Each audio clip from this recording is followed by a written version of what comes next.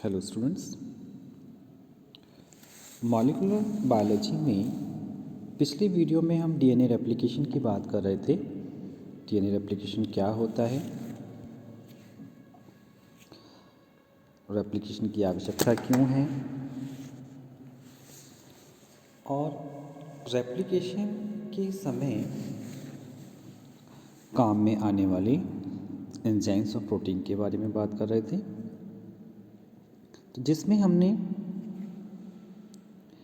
DNA polymerase, nucleus तथा RNA primase के बारे में बात की। देखिएगा, डीएनए पॉलीमरेज जिसको कॉनवर्ट एंजाइम भी बोलते हैं, DNA polymerase first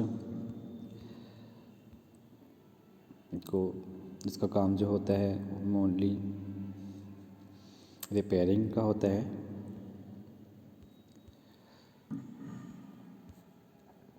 second and third के बारे में बात की, थर्ड के स्ट्रक्चर के बारे में बात की,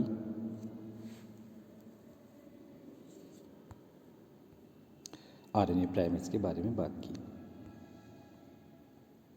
आरएनए प्राइमेज का काम क्या होता है, किस प्रकार से आरएनए प्राइमर बनते हैं। आरएनए प्राइमर की फॉर्मेशन के लिए जो रिस्पॉन्सिबल एंजाइम है वो आरएनए प्राइमेज है। अब हम अगले एंजाइम की बात करने जा रहे हैं। बहुत ही इम्पॉर्टेंट एंजाइम है हेलिकेज और गायरेज। एक्चुअल में हेलिकेज और गायरेज को एक एंजाइम का ग्रुप है, जिसे टोपोआइसोमरेज जिसे हम कहते हैं उसके अंतर्गत रखा जाता है। क्या है टोपोआइसोमरेज? जैसे कि नाम से ही क्लियर है, टोपोग्राफी को चेंज करने वाले जो एंजाइम्स होते हैं, टोपोग्राफी मतलब स्ट्रक्चर को चेंज करने वाले जो एंजाइम्स होते हैं, यह एक ऐसे एंजाइम का ग्रुप है जो डीएनए मॉलिक्यूल की टोपोग्राफी को चेंज करते हैं। जैसे डबल स्ट्रैंडेड डीएनए के दोनों स्ट्रैंड को अलग करना, उसके स्ट्रक्चर में चेंज लाना, दोनों स्ट्रैंड को अलग करना, क्योंकि डीएनए रेप्लिकेशन के लिए दोनों स्ट्रैंड का होना बहुत ही आवश्यक है। और इस ग्रुप के दो मेन एंजाइम हैं जिन्हें हम हेलिकेज और गायरेज कहते हैं, जिनमें से हेलिकेज यूकैरियोट्स में तथा जो गायरेज होता है वो प्रोकैरियोट्स में फंक्शन करते हैं। परंतु 5-174 व M13 में रेप प्रोटीन नामक टोपोआइसोमरेज फंक्शन करता है। तो टोपोआइसोमरेज जो टोपोग्राफी को चेंज करने वाले जो एंजाइम्स हुए वो एक तरीके से हेलिकेज, गायरेज और रेप प्रोटीन नामक रैप प्रोटीन हो गए। ठीक है, जो रैप नामक प्रोटीन है वो वायरस में, जैसे M13 वायरस और 5-174 में फंक्शन करती है। अब देखते हैं हेलिकेज क्या है। Also referred to as DNA B, इसको डीएनए बी भी कहते हैं। It open the double stranded DNA with consuming ATP. हाँ, कि ये डबल स्ट्रैंडेड डीएनए को ओपन करने का काम करता है। The opening process with the assistance of DNA A and DNA C, DNA A और डीएनए सी की हेल्प से ये प्रोसेस चलता है। अब गायरेज की भी हम बात करें तो ये तो बताया कि प्रोकैरियोट्स में फंक्शन करते हैं। It cuts phosphoester bonds on both strands of double-stranded DNA, release the supercoiled constraint and reform the phosphodiester bond। तो इनका काम भी क्या है, दोनों स्ट्रैंड को अलग करना प्रोकैरियोट्स में। It change double-stranded DNA into negative supercoiled state with consumption of ATP। Double stranded DNA को ये एक तरीके से उसकी जो कॉइलिंग है उसको खोल देते हैं। अब ये दोनों एंजाइम्स की तो हमने बात की, टोपोआइसोमरेज की, जिनका काम जो होता है डबल स्ट्रैंडेड डीएनए को खोलना होता है, अनवाइंडिंग होती है एक प्रकार से। क्योंकि डीएनए में दोनों स्ट्रैंड को अलग रखने के लिए और उनको जोड़ने से बचाने के लिए भी कुछ एंजाइम्स रिस्पॉन्सिबल होते हैं, उनको जानते हैं।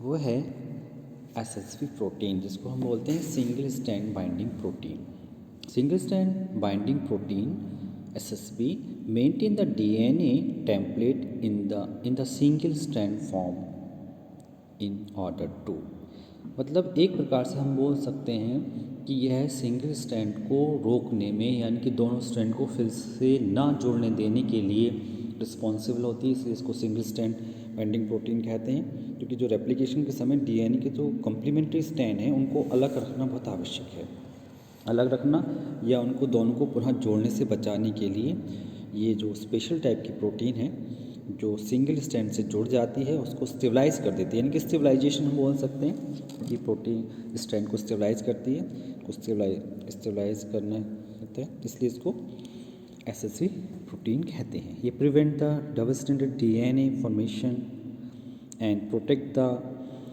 Vulnerable single stranded DNA from nucleus. तो ये दोनों इसके फंक्शन हो गए, वो एसएसपी प्रोटीन।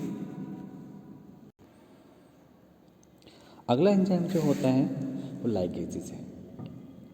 इस ग्रुप के एंजाइम्स जो होते हैं वो वेल्डिंग एंजाइम कहलाते हैं। डीएनए लाइगेज का रेप्लिकेशन के समय जो लैगिंग स्ट्रैंड पर ऑक्सीजन की फ्रैगमेंट्स बनते हैं, छोटे छोटे टुकड़े जो बनते हैं डीएनए को, उनको जोड़कर न्यू कॉम्प्लीमेंट्री स्ट्रैंड बना देता है। देखिए हम इस स्लाइड में देखें कि जो पिंक कलर से शो किया गया है ये वाला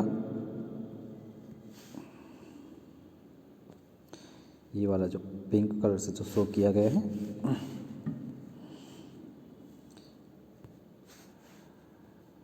जो पिंक कलर से शो किया गया है जो आरएनए प्राइमर है। जो आरएनए प्राइमर क्या करता है, जो आरएनए इसको गला देता है, गलने के बाद जो गैप बन जाते हैं उसको डीएनए पॉलीमरेज उसको जो फिल कर देता है उस गैप को। लेकिन उस गैप को जोड़ने का काम, जो उनके पीछे जुड़ता तो नहीं है, जो जोड़ने केवल उसको गैप को फिल किया जा सकता है, उनको जो जोड़ने का काम जो करता है वो डीएनए लाइगेज एंजाइम ही करता है।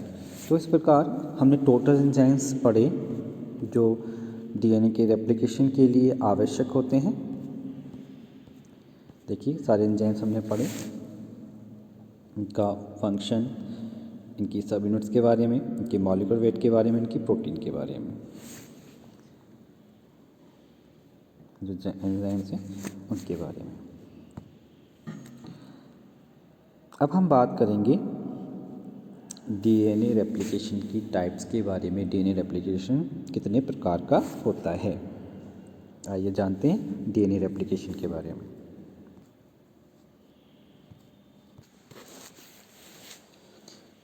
डीएनए जेनेटिक मटेरियल तो होता ही है, और डीएनए केवल एक ऐसा अणु है जिसमें ऑटो रेप्लिकेशन की फॉर्म पाई जाती है, इसलिए डीएनए को लिविंग मॉलिक्यूल की संख्या दी गई है। सभी ऑर्गेनिज्म में रिप्रोडक्शन की क्षमता डीएनए के इसी गुण के कारण होती है। जितने भी ऑर्गेनिज्म हैं वो रिप्रोड्यूस होते हैं वो डीएनए के कारण ही होते हैं। और डीएनए का रेप्लिकेशन जो होता है सेल साइकिल के एस फेज में होता है। सेल डिवीजन के समय यह डॉटर सेल में बराबर भागों में बढ़ जाता है। तो स्पष्ट है कि ये क्रिया तभी संभव होगी जब जेनेटिक मटेरियल डीएनए में रेप्लिकेशन की पावर हो। तो डीएनए के रेप्लिकेशन को एक्सप्लेन करने के लिए निम्न 3 मेथड दिए गए हैं। 3 मेथड हैं। फर्स्ट मेथड यदि हम बात करें, 3 मेथड जो हैं उनका नाम dispersive method, conservative, semi conservative method है। तो जो फर्स्ट मेथड की हम बात करें तो फर्स्ट मेथड जो है वो है कंजर्वेटिव मेथड। तो कंजर्वेटिव मेथड में क्या होता है, इस मेथड में कि जो मेथड के जो प्रोपोनेंट्स हैं और जो इसके सपोर्टर हैं उनके अनुसार हम बात करें तो इस मेथड में रेप्लिकेशन के समय ओरिजिनल पेरेंटल मॉलिक्यूल में कोई भी चेंज नहीं आता, अर्थात ओरिजिनल मॉलिक्यूल पूरी तरह से कंजर्व रहता है, जिसका नाम ही दिया गया है कंजर्वेटिव है। और इस स्टेज में न्यू कॉपीज तैयार करता रहता है। यद्यपि ये जो विचारधारा थी वो बहुत ज़्यादा पॉपुलर तो नहीं हुई और इसको रिजेक्ट भी कर दिया गया। देखिएगा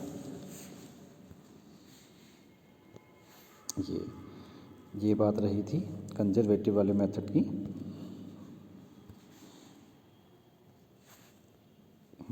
ये रहा कंजर्वेटिव मेथड। तो इसमें जो पेरेंटल डीएनए है वो एकदम कंजर्व है, जो हम पिंक कलर से दिखाई दे रहे हैं। तो जो फर्स्ट जनरेशन में ये सेम कंजर्व है, जो नया बना उसके दोनों स्ट्रैंड नए थे।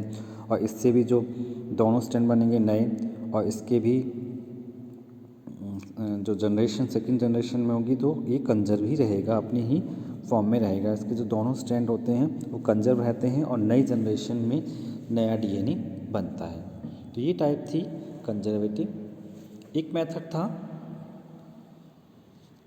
डिस्पर्सिव मेथड, ये रहा डिस्पर्सिव मेथड। डिस्पर्सिव मेथड में एक्चुअल में क्या होता है, इस मेथड के जो प्रोपोनेंट्स तथा सपोर्टर हैं उनके अनुसार हम देखें तो रेप्लिकेशन के समय डीएनए के स्ट्रैंड अलग हो जाते हैं और प्रत्येक स्ट्रैंड फ्रैगमेंट में टूट जाते हैं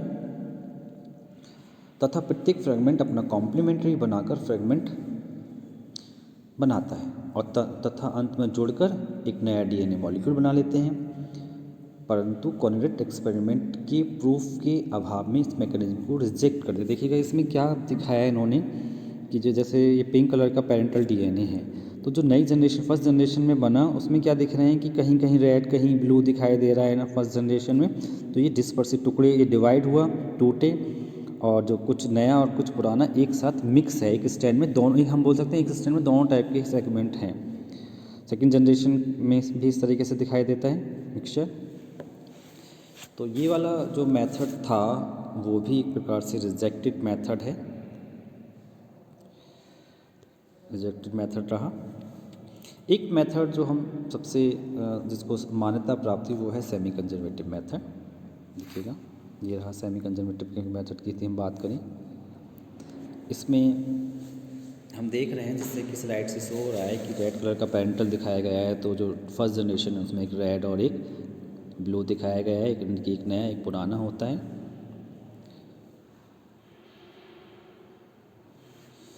देखिएगा इस टाइप का रेप्लिकेशन टेलर 1957 व उनके सहयोगियों ने जो विसिया फेवा की रूट टिप की सेल्स में ऑटो रेडियोग्राफी का उपयोग करके देखा और उन्हें एक प्रकार से क्रोमोसोम की रेप्लिकेशन को समझाया। परंतु इसका जो संपूर्ण क्रेडिट है वो मैसेल्सन स्लेथ को जाता है, जो अगले साइंटिस्ट हुए थे। इसके अनुसार क्या होता है, ये जो मेथड है इसमें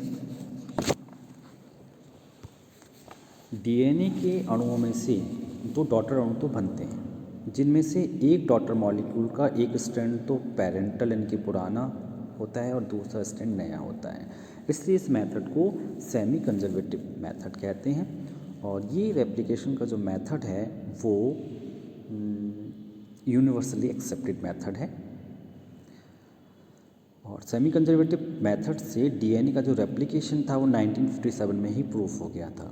इसकी सत्यता की जो को पुनः प्रमाणित करने के लिए कॉर्नवर्ग ने 1963 में इकोलाई पर कुछ प्रयोग करके देखा और उसके बाद इसकी रेडियो ग्राफिक स्टडी की और अंत में उन्होंने भी ये ऑब्जर्व किया कि डीएनए में सेमी कंजर्वेटिव मेथड होता है कि जो नए जो डीएनए बनते हैं उनमें एक स्ट्रैंड नया और एक स्ट्रैंड पुराना होता है। तो इस प्रकार हमने देखा